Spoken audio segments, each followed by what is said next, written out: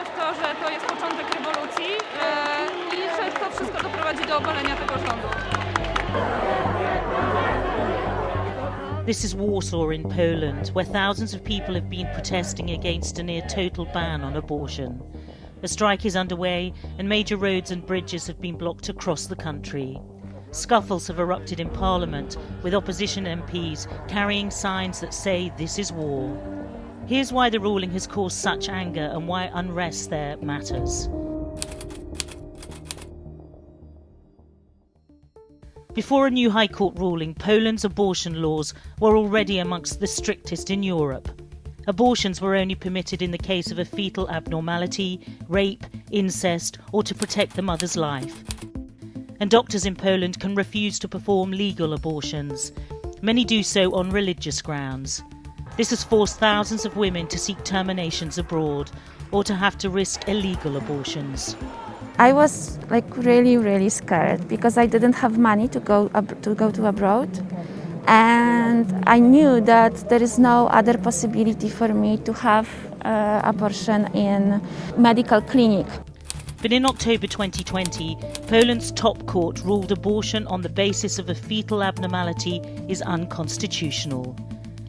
The overwhelming majority of legal abortions performed in Poland are due to fetal abnormalities, so some see this new rule as an almost total ban. Women in Poland will not be able to abort pregnancies that threaten their lives or that will give birth to babies that will die soon after birth in awful pain, and this is against human rights, against women's rights, and as young women we feel that it is our obligation to stand here today to protest this oppressive regime that we have in Poland. This red lightning image has become a symbol of the protests that have occupied several major cities across the country. And despite Poland being one of Europe's most staunchly Roman Catholic countries, reports suggest that the vast majority of people are against making abortion laws stricter.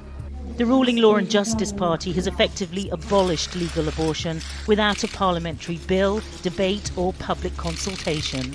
We reject the notion that there is human right to abortion. There is no such thing in international law. There are attempts at establishing it, but nobody ever agreed to that. And this is simply wrong. This is simply unacceptable.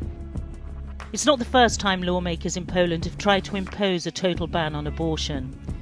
In 2016, a similar attempt prompted black marches, where hundreds of thousands of women turned out in the rain to protest, forcing the government to back down. In a symbolic way, this country says us that we are nothing. You know, we are not important, we have to stay at home, give birth and, do the family and care work. What makes these protests different is that demonstrators have challenged the authority of the church for the first time. Since the collapse of communism in 1989, the church has held enormous influence.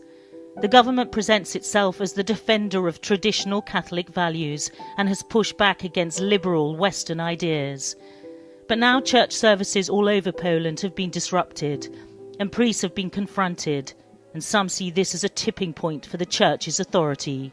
I think there are certainly some groups of radical left. Unfortunately, they are gaining a lot of support in the media recently, that they are trying to incentivize, especially younger people, to find a common enemy in churches, of course, the very comfortable enemy, so to say. But this is a very dangerous approach. We are open to talk, we are open to discuss, to debate, but the civility must be restored.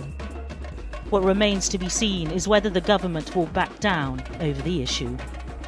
I believe that this is the beginning of Irish situation. Maybe in 5 years we're gonna have changes like in Ireland 2 years ago. The biggest reality of abortion is that people will always have abortion and they will find a way to do it.